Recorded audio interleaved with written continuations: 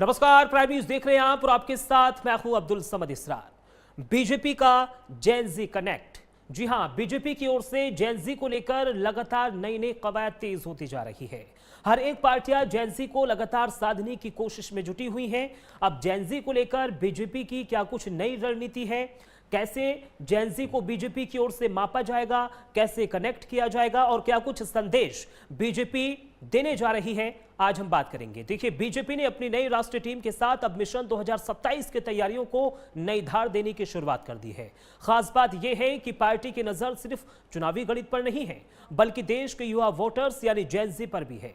युवाओं से सीधा संवाद स्थापित करने के लिए बीजेपी ने एक खास टीम तैयार की है। इस टीम में पार्टी अध्यक्ष नितिन नवीन, राष्ट्रीय महासचिव स्मृति ईरानी और विनोद तावड़े के साथ गुजरात के मंत्री हर्ष संघवी और छत्तीसगढ़ के मंत्री ओपी चौधरी शामिल हैं।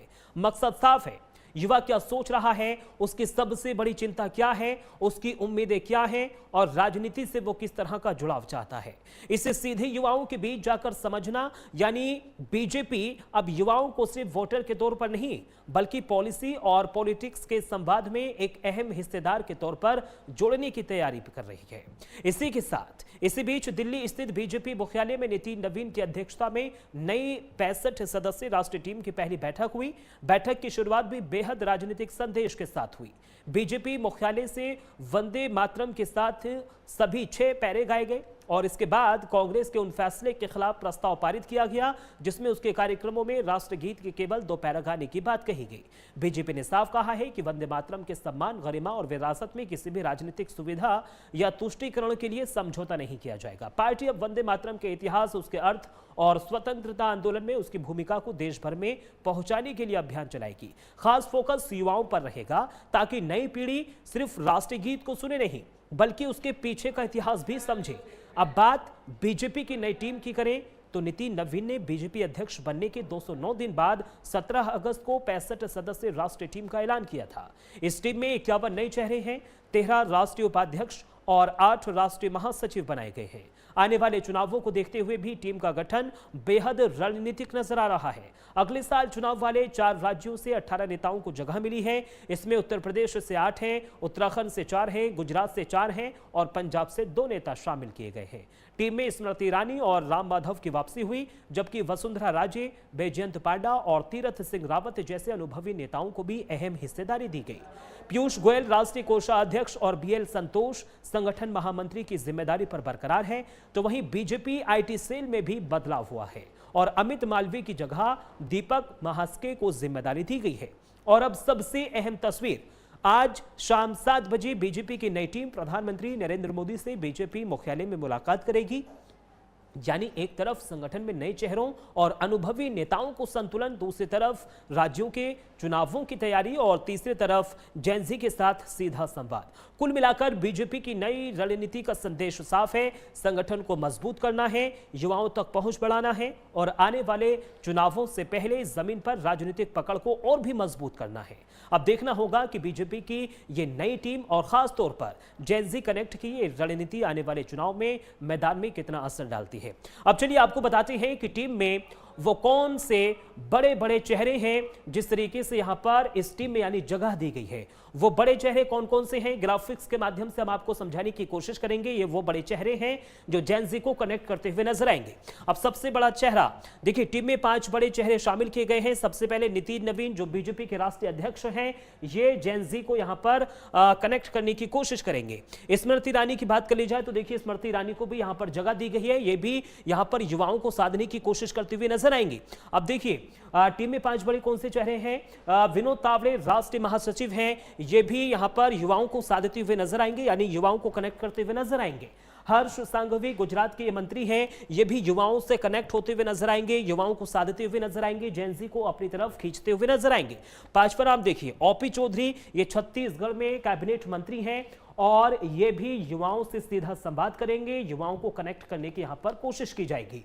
अब देखिए, नई बीजेपी टीम जेनजी के बीच युवा संवाद अभियान चलाएगी, यानी 14 से 25 साल के युवाओं को जोड़ेगी बीजेपी और इसमें तमाम तरह के कार्यक्रम होंगे।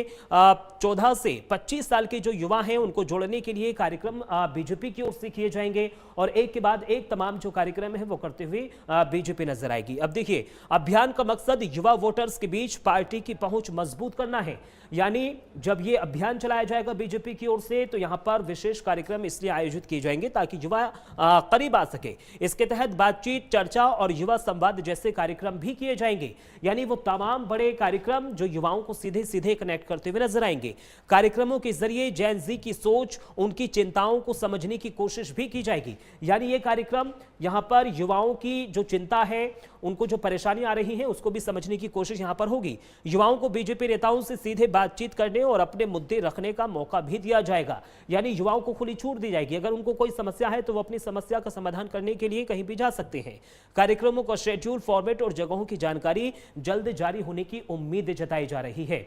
अब देखिए, नई बीजेपी टीम जेन ज़ी के बीच युवा संवाद अभियान चलाएगी। यानी वो तमाम कार्यक्रम हैं जो एक के बाद एक बीजेपी चलाती हुई नजर आएगी। जो युवाओं को यहां पर बताया जा रहा है कि जिस तरीके से बीजेपी की ओर से जेन ज़ी को कनेक्ट करने के लिए तमाम जो विशेष अभियान है वो चलाने की कोशिश बीजेपी की ओर से की जा रही है। शिवानी शर्मा हमारी सहयोगी दिल्ली से लाइव जुड़ रही हैं। शिवानी, देखिए, जेन ज़ी को लेकर जिस तरीके से हर एक पार्टी लगातार फोकस कर रही है, अब बीजेपी की ओर से 5 बड़े चेहरे हैं जिनको अब ये जिम्मेदारी दी गई है कि वो जेन ज़ी से संपर्क करें, जेन ज़ी को साधने की कोशिश करें। तो क्या हम ये कह सकते हैं कि जो आने वाले विधानसभा चुनाव हैं उसको लेकर बीजेपी की ओर से ये रणनीति बनाई गई है और इसका खास फायदा भी बीजेपी को मिल सकता है? देखिए अब्दुल, ये तो साफ हो गया है कि बीजेपी कहीं ना कहीं के साथ जुड़ना चाहती है। तो इस जो बैठक जो आज हुई है बीजेपी मुख्यालय में, ये भी बहुत महत्वपूर्ण है क्योंकि इस बैठक में जेन ज़ी को लेकर एक नए संगठन को लेकर एक नई टीम की विस्तार पर चर्चा हुई है। साथ ही जो जन कल्याण योजना और जनसंपर्क योजना और बूथ स्तर से जो मजबूत करने की बातें हैं वो भी उनकी बातें हुई है। साथ ही मैं आपको बता दूं कि चुनाव बेहद नजदीक है, तो चुनाव को लेकर कहीं ना कहीं बीजेपी तैयार है और बीजेपी कहीं ना कहीं मंथन कर रही है कि इस बार बहुमत से जीत चाहिए। तो इसको लेकर जेन ज़ी के साथ संपर्क साधना काफी इम्पोर्टेंट है। और जैसे कि हमने देखा कि वन डे वन यूनिवर्सिटी जो ये कार्यक्रम शुरुआत हुई है, इस कार्यक्रम में हर यूनिवर्सिटी में केंद्रीय मंत्री जाएगा और उन छात्रों से संवाद करेगा। और संवाद केवल परीक्षा को लेकर नहीं है, उनकी समस्याओं को लेकर है, उनकी उपेक्षाओं को लेकर है और उन्हें कहीं ना कहीं मोरल सपोर्ट देना है कि वो कहीं ना कहीं पार्टी से आके जुड़े। मैं आपको बता दूं कि करीब 25.7 करोड़ की जो आबादी है वो जेन ज़ी की है। यानी कि 14 से 24 साल के जो युवा है वो जेन ज़ी है। तो ये जो है ये बहुत बड़ा वोट बैंक होगा बीजेपी के लिए अभी। शिवानी, देखिए, एक मंच देने की भी यहाँ पर बीजेपी की ओर से बात कही गई है कि अगर युवाओं को यानी जेन ज़ी को कोई परेशानी है तो हम उनको एक मंच देंगे। अगर उनको कोई परेशानी है तो वो उस मंच पर जाएंगे और अपनी परेशानी का उल्लेख करेंगे, हम उसकी परेशानी का यहाँ पर सीधा सीधा समाधान करते हुए नजर आएंगे।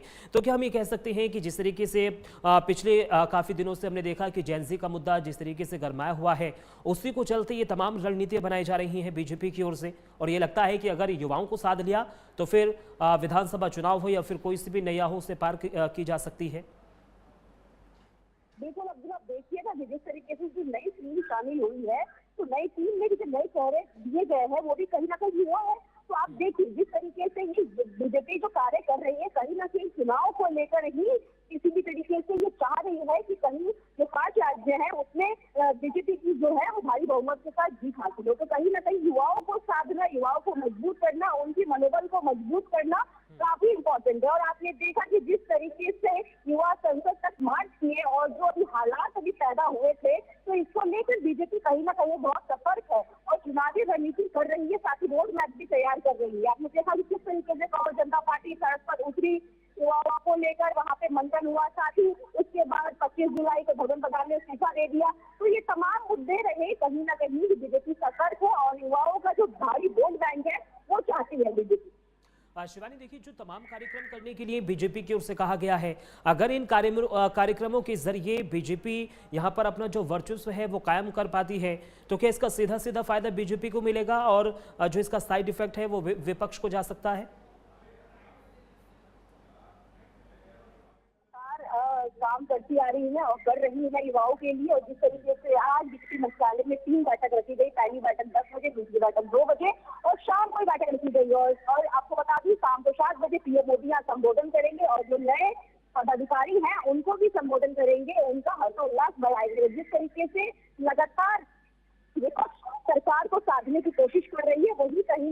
जो प्रधानमंत्री हैं वो युवाओं को शामिल आ रहे हैं, उनके विचारों को समझ रहे हैं। और मैं आपको बता दूं कि यहाँ पर इस बैठक में वंदे मातरम की दो छंद जो जिसको लेकर कांग्रेस पार्टी ने इसको कानून को पालन नहीं किया, तो उसको भी लेकर नितिन नवीन ने यहाँ पे बड़ी बात कही कि इससे हम इसकी निंदा करते हैं और इसे हम मंजूर नहीं करेंगे कि इस तरीके की बात कोई भी विपक्ष करे।